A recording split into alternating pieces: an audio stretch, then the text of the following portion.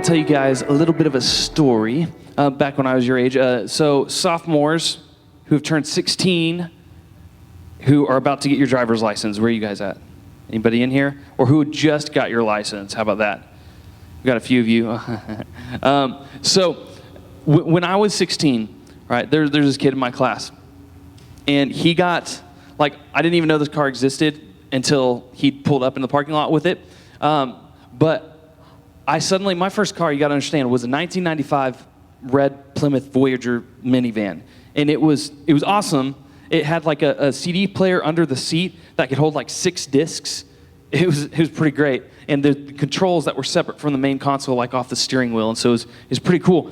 But then, Parker pulls up to the parking lot with this Toyota right here. And I thought it looked like still think that it looks like one of the coolest cars ever. It's like a Hummer, except Hummers are too big, and this is more sporty in my opinion. So I love that. I want that car. And he pulled up, it was black, it looked sleek, it looked good, and I was like, dang it. Now my 6-disc compact player doesn't seem so cool anymore. And I remember thinking, I sat in it one time and I was like, this car, it smelled new. When you get in a new car and it's got that new leather smell. Oh, it was great. And so still someday I want to buy that car, even though it's not new anymore. But that thing is legit. I remember watching him and being in that car and thinking, I wish I could have that car. That would be legit. And then all growing up, I grew up in a pretty good home, but my best friend, his dad was a doctor, and he had this property where they eventually built a house onto, and it was lots of land, had a pond on it. You could ride 4-wheelers in it. I've told you some of my 4-wheel stories with him before, if you've been around for a long period of time. And he kind of sprinkles his way through my sermon illustrations from time to time.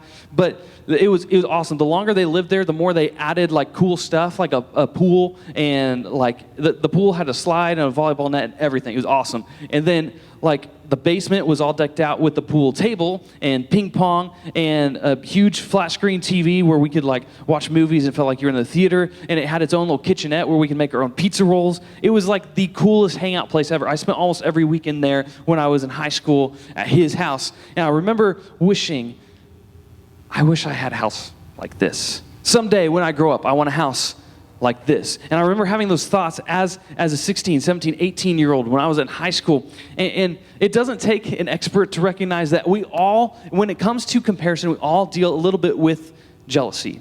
That jealousy is a thing that it can find itself deep-rooted in our hearts, sometimes on the subconscious. We don't recognize that it's there, but if we take a close look at our lives, we recognize that it's actually the root of a lot of our issues. We look around, we see, the other people who have ridiculously good looks, or their car that they can drive, or you see who they're dating, or the grades that they get, the position they have on the team, or maybe in the play, the attention that they get from everyone, but especially that girl that you're crushing on in the house that they live in. You see things like that, and you can think of a million different reasons why you could be jealous of anybody else for what they have or what they're able to do.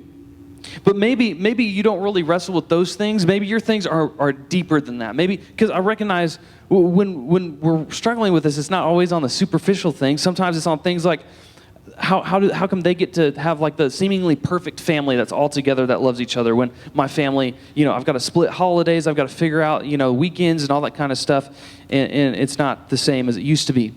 Or you think that their family shows up, or their parents show up at all their games and stuff. Why can't I get my dad to come, or whatever it is?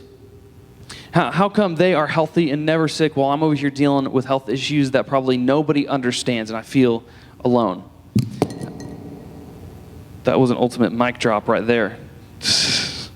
How does it that they can have conversations so confidently that they can just blend in any social situation? I can't do that. That takes work for me. It's hard. I'm awkward, and you look at things like that and you think, man, I could do without all the things. I want those qualities. I want those things in my life that make me feel complete. And deep down, all of us have brokenness. All of us have unsatisfaction with things in our lives and things about us. And so jealousy just pulls that out of us even more. Whether you're jealous over something big or small or something that runs deep like that, it changes the way that you see others, and it changes the way that you see yourself. That's just how jealousy works. It changes not only your perspective and how you see other people, but it changes your perspective and how you see yourself. And when people have the things that we want, and sometimes it sounds childish to call it jealousy. I recognize that. So you don't want to call it that. Maybe envy is the more, grown-up term for it.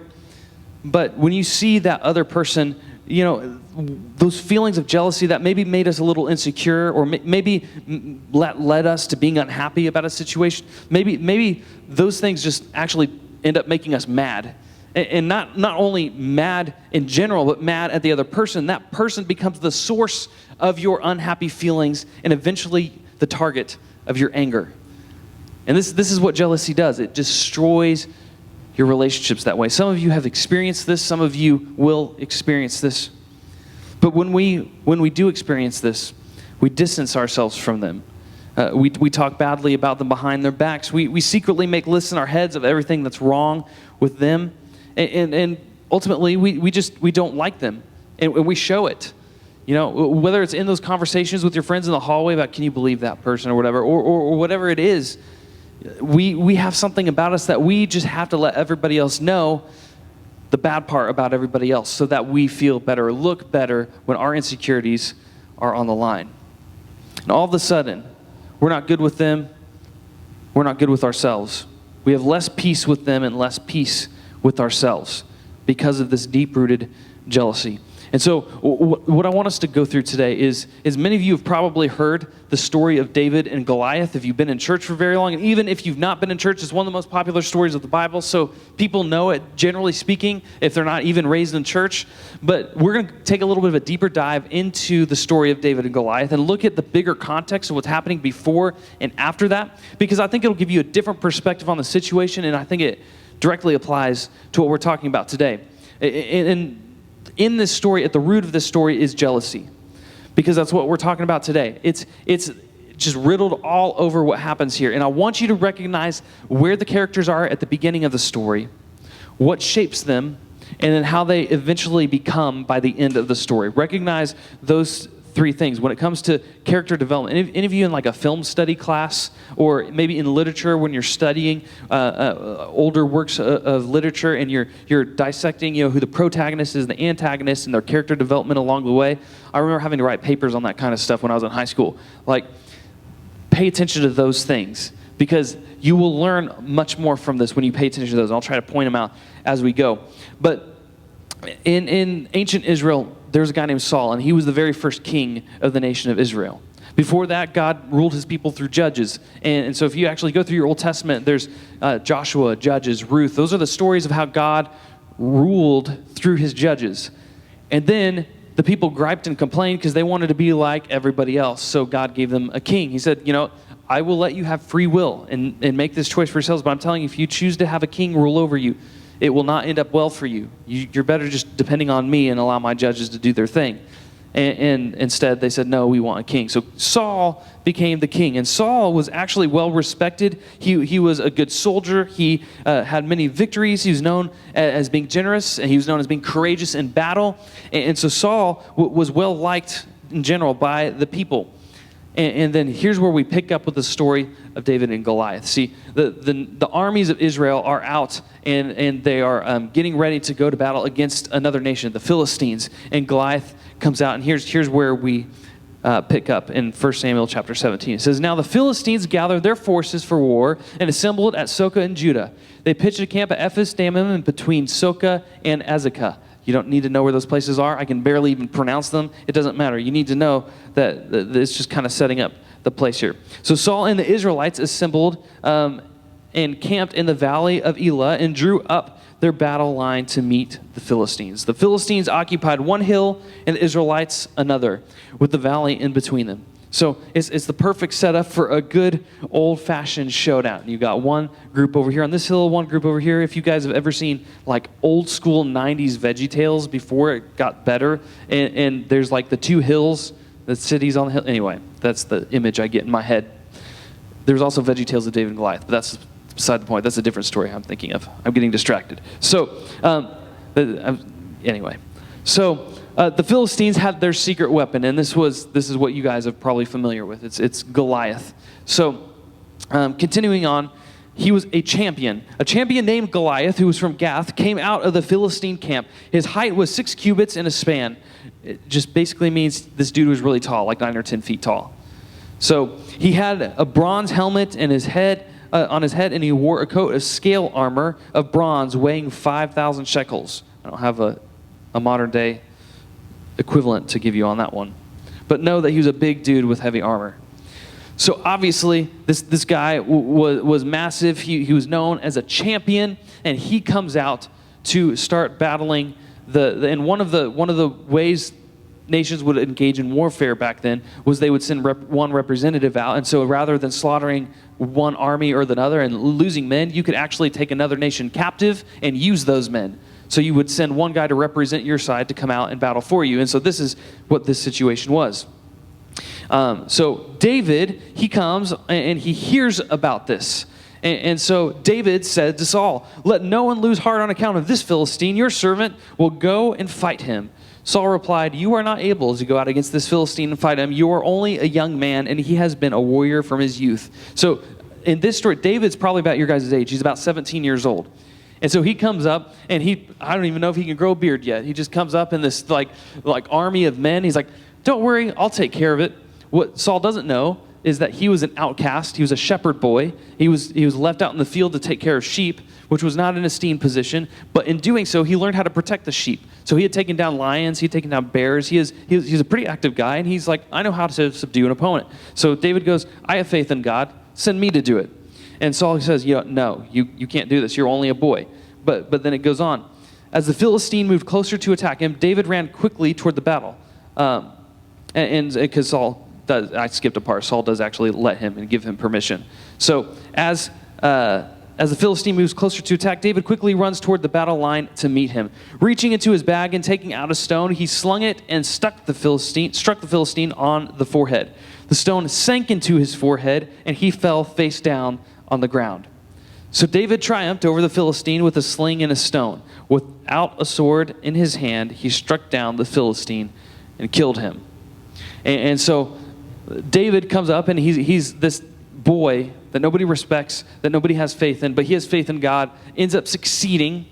And so actually this goes really well. In fact, Saul ends up putting him into the army. He promotes him quickly. David gets into a high rank in the army even as a young man, and he just delivered and delivered and delivered. And it's like his hand was like he had Midas touch. Like everything would turn to gold around him. And so he everything he did prospered, and Saul kept promoting him and being excited to have him, because ultimately he was making Saul look good.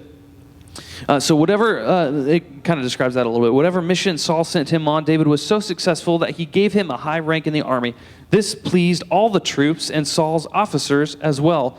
So can you imagine being like young and like a young man, barely out of puberty, and you're like commanding an army, and then all the adults around you like respect you and are cool with it? That's kind of crazy, but that's what happened. But he turned such success that when they were heading back from war, they enter in, and there's a parade, there's a rally, there's a celebration where everybody is singing songs and celebrating the return of Saul and his army. And this is where we pick up, and the story turns just a little bit in chapter 18, starting in verse 7. As they danced, they sang, "Saul slain his thousands, and David his tens of thousands."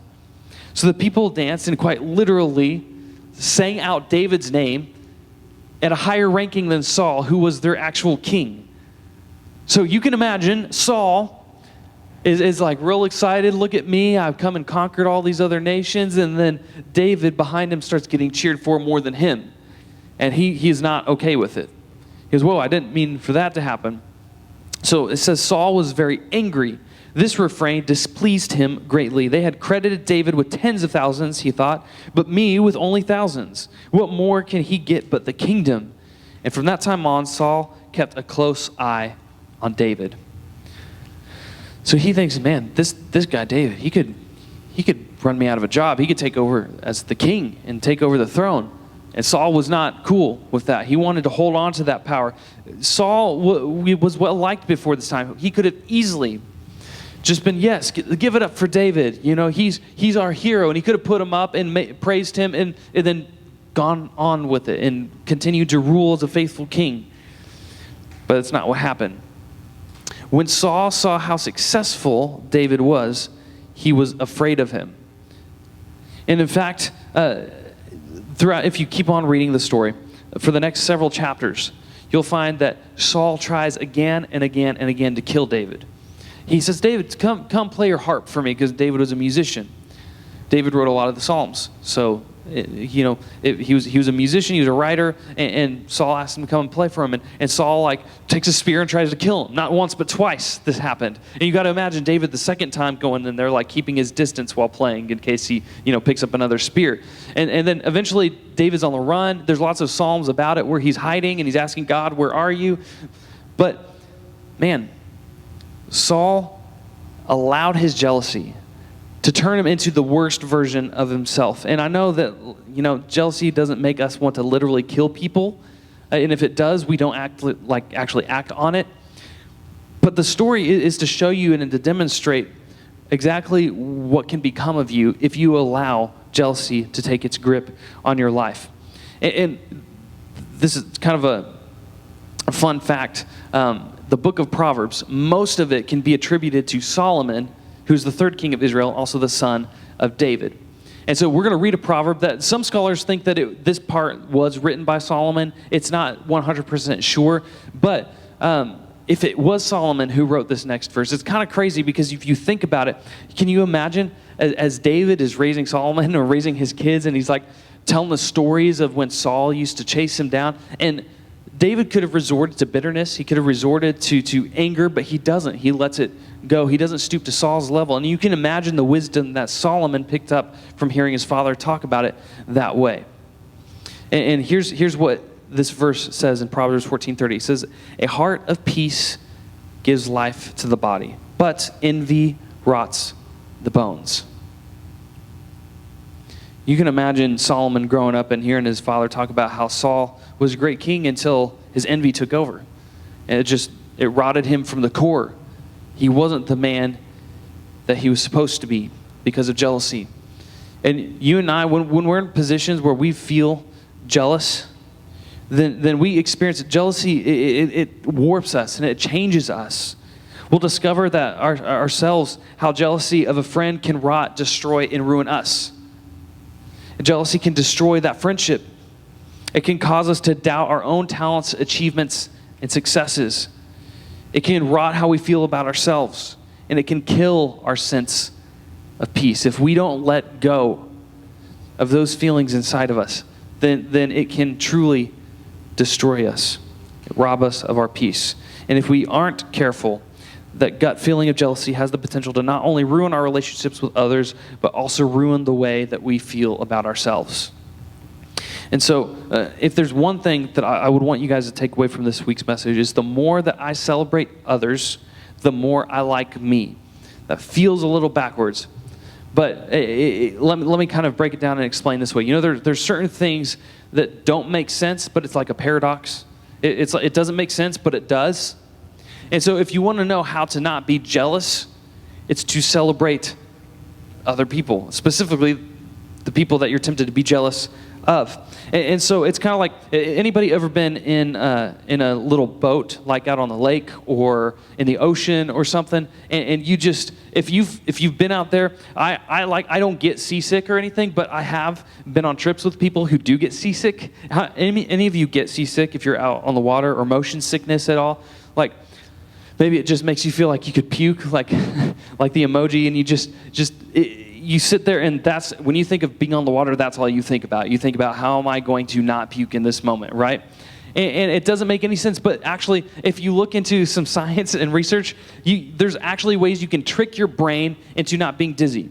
And I tell you this because this is important. Because when you feel jealous of somebody, and you got me up here saying, just don't be jealous of people, that doesn't fix the problem, does it? Right?